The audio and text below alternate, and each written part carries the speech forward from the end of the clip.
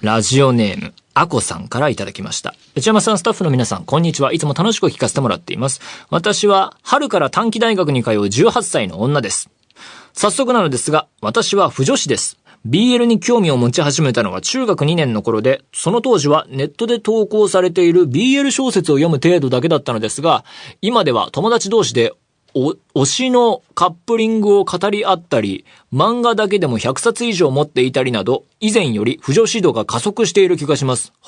そして多くなってきた BL 漫画の保管場所に困っています。というのも、私の部屋には姉が頻繁に出入りするので、BL 作品を堂々と置くのは見られて、こういうのに興味あったのとか、BL を含めアニメ文化に否定的な姉なので何か批判的なことを言われそうで怖いし、家族にも広められたら嫌です。そこで内山さんに相談です。何か自分の持っている人に見られたら恥ずかしいものを隠すおすすめの場所とか方法はありませんか？長文失礼しました。これからもお体にお気をつけて頑張ってください。ちょっとね、BL どうのこうのっていうのはよくわかんないんですけれども、何か自分の持っている人に見られたら恥ずかしいものっていうのがね、考えてみたんですけど、なくて、ないですね。だからそこはちょっと想像で補いつつ行くしかないですけれども、で、隠すおすすめの場所とか方法についてですが、話から想像するに、ご実家とかにお住まいで、お姉さんが部屋に出入りするっていう感じなんですかね。それで家族にも広められたら嫌だ、みたいな。あるいは、お姉さんとだけ同居なのかっていうところはわかりませんけれども、で、一つ、単純にアイデアとしては、その家を出て一人で暮らす。っていうのが一つ、物理的にはありますね。で、それが状況的に難しいのであれば、鍵付き的な、金庫まで行くと大げさですけれども、鍵のついた何か引き出し的な収納を買って、そこに置く。ただ、これね、漫画だけでも100冊以上持っていたりということで、紙の、本なのでしょうから、量的にもね、漫画以外にもあるのであれば、量がすごくて部屋には入りきらないよというのであれば、その収納的にそういうものがない、用意できないというのであれば、電子化？紙の本は捨てて、電子化されているものはそっちで購入してそっちで楽しむっていう、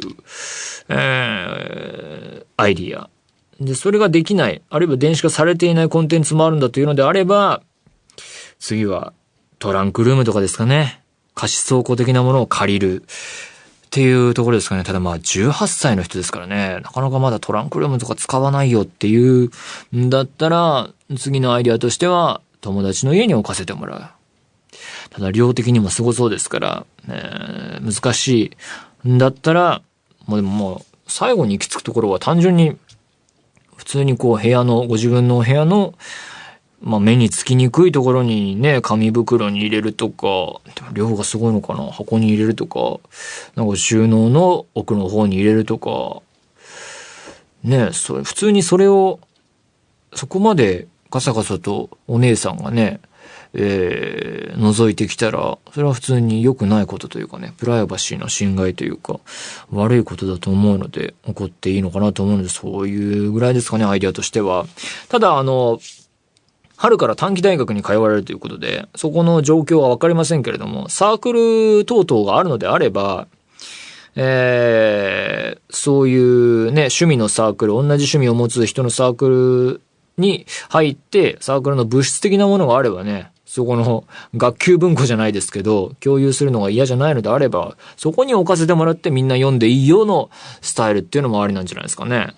そういうアイディアもちょっと頭に置いてもらって、僕が思いつくのはそのあたりですかね。